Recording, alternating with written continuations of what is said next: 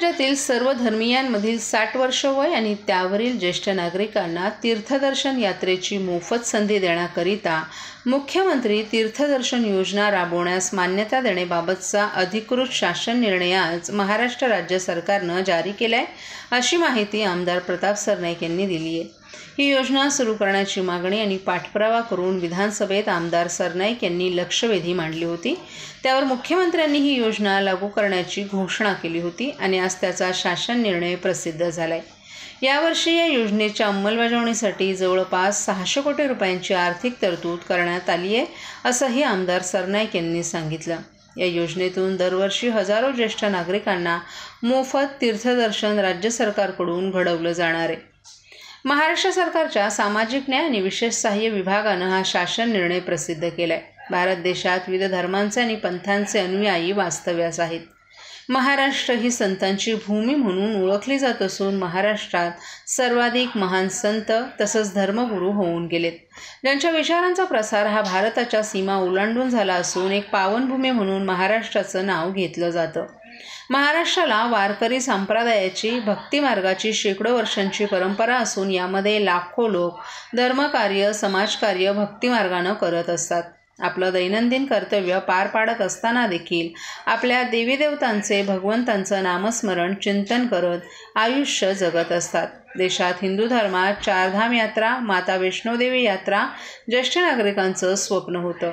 पुण्यकर्म म्हणून तीर्थक्षेत्री जाण्याची सुप्त इच्छा असते, परंतु गोरगरीब सर्वसामान्य कुटुंबातील ज्येष्ठ नागरिक त्यांच्या आर्थिक परिस्थितीमुळे वा कोणी सोबत नसल्यानं आणि पुरेशी माहिती नसल्यानं अनेक ज्येष्ठ नागरिकांचं तीर्थयात्रा करण्याचं स्वप्न पूर्ण होत नाही।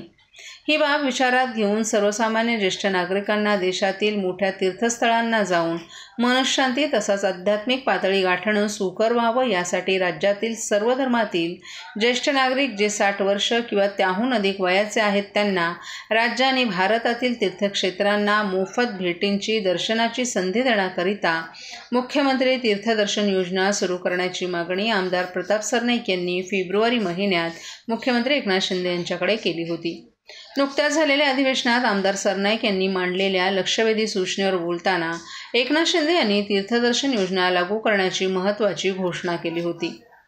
राज्यातील सर्व धर्मीयांमधील ज्येष्ठ नागरिक जे 60 वर्ष आहेत किंवा त्याहून अधिक वयाचे आहेत त्यांना भारतातील तीर्थक्षेत्रांना भेट देण्याची इच्छा पूर्ण करण्याकरिता मुख्यमंत्री तीर्थदर्शन योजना सुरू करण्यास आजच्या शासन निर्णयातून मान्यता देण्यात आली आहे। मुख्यमंत्री तीर्थदर्शन योजना असं या योजनेचं नाव असून या योजनेचं उद्दिष्ट राज्यातील ज्येष्ठ नागरिकांना तीर्थक्षेत्र यात्रा मोफत उपलब्ध करून देणं असल्याचं आमदार प्रताप सरनाईक यांनी सांगितलं।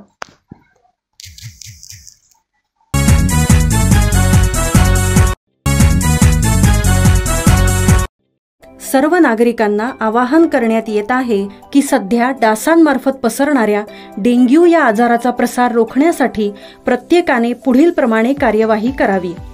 डेंग्यू आजार एडिस इजिप्ती हा डास चावल्याने होतो।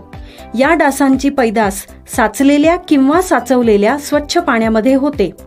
8 दिवसांपेक्षा जास्त दिवस पाणी उघडे व साचून राहिल्यास त्यात डास अंडी घालतात। अंड्यांच्या अळ्या तयार होऊन पुढे डास तयार होतात। यासाठी आपल्या घरातील पाणी साठे उदाहरणार्थ बॅरल्स, पिंपे, टाक्या, हौद, रांजणे इत्यादी दर आठवड्याला रिकामे करून घासून पुसून कोरडे करून पुन्हा भरावे। 1 दिवस कोरडा दिवस म्हणून पाळावा। पाणी साठ्यांना घट्ट झाकणे बसवावीत किंवा जुनी साडी, चादर, धोतर यांनी बांधून झाकून ठेवावीत, म्हणजे डास त्यात जाऊन अंडी घालणार नाहीत। घराच्या गच्चीवर, आजूबाजूला, अंगणात कोठेही पाणी साचू देऊ नये। भंगार सामान उघड्यावर टाकू नये, उदाहरणार्थ टायर्स, प्लास्टिक सामान, कुंड्या, टाकाऊ वस्तू इत्यादी। अशा सामानात पावसाचे पाणी साठून त्यात डेंग्यूच्या डासांची पैदास होते।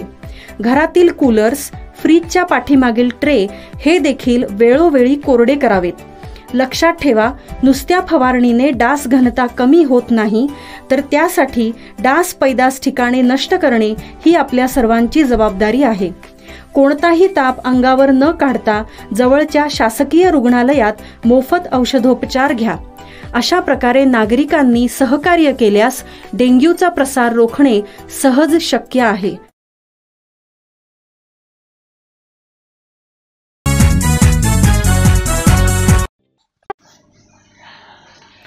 दरवर्षीप्रमाणे यंदाही आमदार प्रताप सरनाईक यांच्या मार्गदर्शनाखाली युवासेनेचे कार्याध्यक्ष पूर्वेश सरनाईक यांच्या नेतृत्वात 10वी आणि 12वीतील परीक्षेत उत्तीर्ण झालेल्या विद्यार्थ्यांकरिता गुणगौरव सोहळा आणि मार्गदर्शन शिबिर या कार्यक्रमाचं आयोजन करण्यात आलं होतं. हा कार्यक्रम काल डॉक्टर काशीनाथ घाणेकर नाट्यगृहात संपन्न झाला. यावेळी उपस्थित विद्यार्थ्यांना प्रख्यात माइंड रीडर भूपेश दवे यांनी व्यक्तिमत्व विकासासाठी मार्गदर्शन केलं. तसंच विद्यार्थ्यांचं त्यांनी मनोबल वाढवलं. यावेळी विद्यार्थ्यांना मान्यवरांच्या हस्ते भेटवस्तू, प्रशस्तीपत्रक आणि ट्रॉफी देऊन त्यांचा सन्मान करण्यात आला. यावेळी आमदार प्रताप सरनाईक यांनी विद्यार्थ्यांना मार्गदर्शन केलं आणि आजच्या स्पर्धेच्या युगात टिकून राहण्यासाठी विद्यार्थ्यांना मोठी कसरत करावी लागत असल्याचं सांगितलं. वाढत्या स्पर्धेमुळे विद्यार्थ्यांना मानसिक तणावाला सामोरं जावं लागत असून विद्यार्थ्यांनी अपेक्षांच्या ओझ्याखाली न अडकता नेहमी आपल्यातील बेस्ट देण्याचा प्रयत्न करावा असा कानमंत्र आमदार प्रताप सरनाईक यांनी विद्यार्थ्यांना दिला.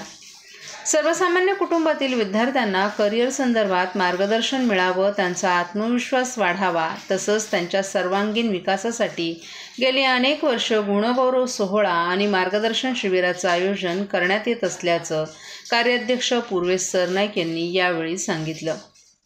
तर लकी ड्रॉच्या माध्यमातून शिक्षणोपयोगी आकर्षक अशी बक्षिसं विद्यार्थ्यांना देण्यात आली. हा कार्यक्रम संपल्यानंतर मुलांच्या चेहऱ्यावर एक वेगळाच आनंद आणि आत्मविश्वास पाहायला मिळाला. ओवळा माजिवडा मतदारसंघातील सुमारे 1,500हून अधिक विद्यार्थी या सोहळ्यात सहभागी झाले होते. या कार्यक्रमास ओवळा माजिवडा मतदारसंघातील विद्यार्थी, शिक्षक आणि पालकही मोठ्या संख्येनं उपस्थित होते.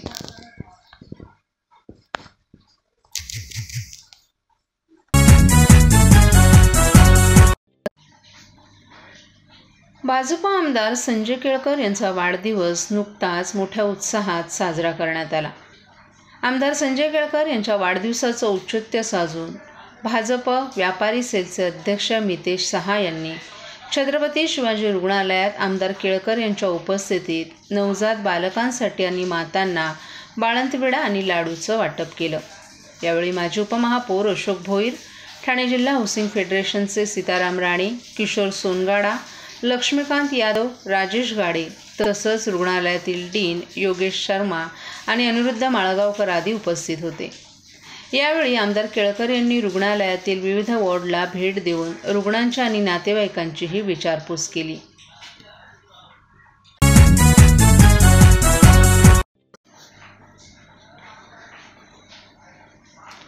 मुंब्रा बायपास रस्त्यावर झालेल्या अपघातात 3 जण गंभीर जखमी झाल्याची घटना घडली आहे. मिळालेल्या माहितीनुसार मुसळधार पावसादरम्यान एका कारला एका ट्रकनं धडक दिली. या धडकेमुळे कार अनियंत्रित होऊन रस्त्याच्या कडेला खड्ड्यात जाऊन पडली.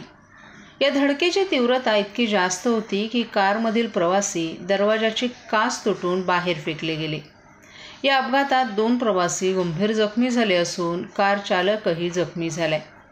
चालकाचं नाव आवेश अल्ताफ मर्चंट असल्याची माहिती देण्यात आली आहे. जखमी झालेल्या 2 प्रवाशांची नावं अल्तमश आणि साजिद अशी असून या तिघांनाही तातडीनं रुग्णालयात उपचारार्थ दाखल करण्यात आले.